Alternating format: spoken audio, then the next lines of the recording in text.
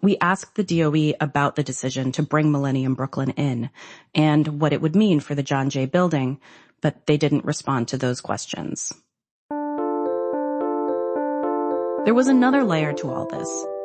Millennium is a selective school, meaning that it screens applicants, and it's competitive. In the past, metrics like attendance and test scores were factors for admission. The DOE did tell us, right now, it's only based on grades. And there's been talk of adjusting the process, because system-wide, Black and Latino students are underrepresented at screened schools. There are also specialized high schools, like Brooklyn Tech, where I went, and those are controversial for requiring their own standardized tests to get in. So the disparities across the system are stark. The group we've been reporting with, The Bell, once housed a student advocacy program that argues that selective admission leads to racial discrimination. But this series isn't an investigation into how the admissions process works, or why. It's a portrait of how it plays out in the lives of some of the students who go to schools in the John Jay building, and how they're trying to address the disparities they see. In 2011, the 3 existing schools in John Jay, all together, had a student body that was just 6% white. 50% were Latino, 36% were Black. That's very different from who was expected to come in as Millennium students. That sister school in Manhattan was more white, more Asian, and often more affluent. Jill Bloomberg wasn't alone in pushing back. There were parents and teachers and students who also saw it as unfair. It's not right. We're here already. We deserve the money. We're minority students. Here's a student from John Jay talking to WNYC at the time. There are going to be a lot of white and Asian students that are going to come into this school, and then they're going to get the money that we've always needed.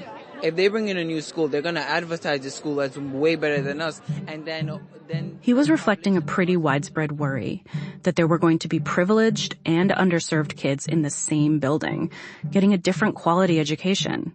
And the building would feel divided.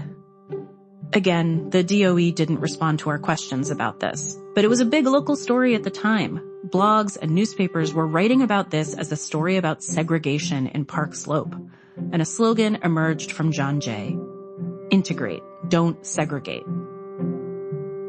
The pushback culminated in January 2011 at a public meeting where a panel mostly appointed by the mayor was going to vote on letting Millennium in or not. Teachers and parents were scattered around in this giant auditorium.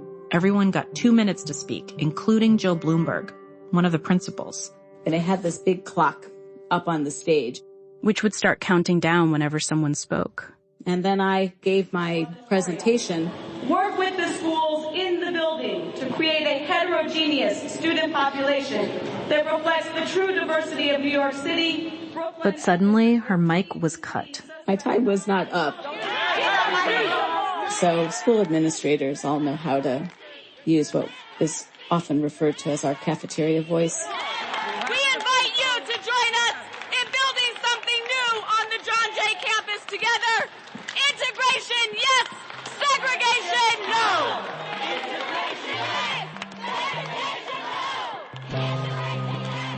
But it didn't seem to matter. The panel voted unanimously to approve Millennium coming in. One John Jay teacher called the hearing a rubber stamp. Renovations got underway. The water fountains were fixed, floors redone, roof repaired. The 4 schools would share common areas, like a library and a cafeteria. They'd even share the gyms. But not everything would be shared. Up to this point, all the schools at John Jay had been playing together in one sports program as the Jayhawks. Now, Millennium was coming in, but the sports program wasn't changing. It was the John Jay Jayhawks against the Millennium Phoenixes. That's after the break.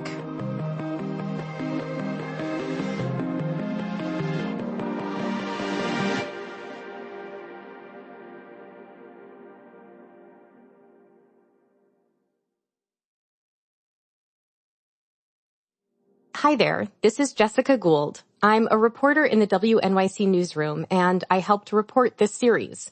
We're really interested to hear how it's resonating with you.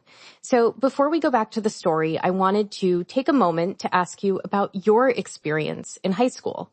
Do you play high school sports? Or did you, back in the day? Were there ways that racial disparities showed up in your experience? Did you talk about it openly, and how was that? Did you try to do something about those disparities? Tell us about it. You can record yourself on your phone or just write a message and email it to keepingscore@wnyc.org. And if you didn't play sports, we want to hear from you too. We know that racial disparities appear in different ways in different communities. How did you experience it in high school? And what did you do about it? You can send us your emails and voice memos to keepingscore@wnyc.org. Again, that's keepingscore@wnyc.org. Thanks. And now, back to the story. This is Keeping Score. I'm Alana Casanova Burgess. So, Millennium Brooklyn took the third floor of the John Jay building, and there were now 2 sports programs competing against each other under one roof. Like, we had to play each other twice in our home gym, twice every year.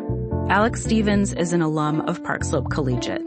She played on the girls' varsity volleyball team, the Jayhawks. They were good, but when they would play against the Millennium team, the Phoenixes, Millennium was a better team than us, and Millennium had always beaten us because of the nature of club volleyball. Club volleyball. It's a private after-school activity that helps players develop their skills. But it's extremely expensive to play. Like thousands of dollars per season. And so, of course, the girls who get to play 9 months out of the year are better than the girls who get to play 2 months out of the year. And a lot of the white and Asian girls at Millennium had the money to go and play for these club teams. And so those players come back to the Millennium team and they'd win. Alex's freshman year, her team barely had any club players, and they got creamed. But our sophomore year, I remember it was the first time we were playing them and we were good. And the gym was filled over capacity. People were standing literally 10 feet behind the court. Like, people were crowded in there. There wasn't enough space on the bleachers. People were standing outside of the gym, peering in through the door. And it was so loud. And one bleacher was filled with red, and the other bleacher was filled with navy blue. And red is Millennium school colors, and navy blue is John Jay's. Across the net, I was playing girls who I saw, walk into the school building with me. They'd see each other in passing, but never interact, except in this one setting, as opponents, competitors. It was like all of the tensions caused by the arrival of Millennium were playing out in this single frame.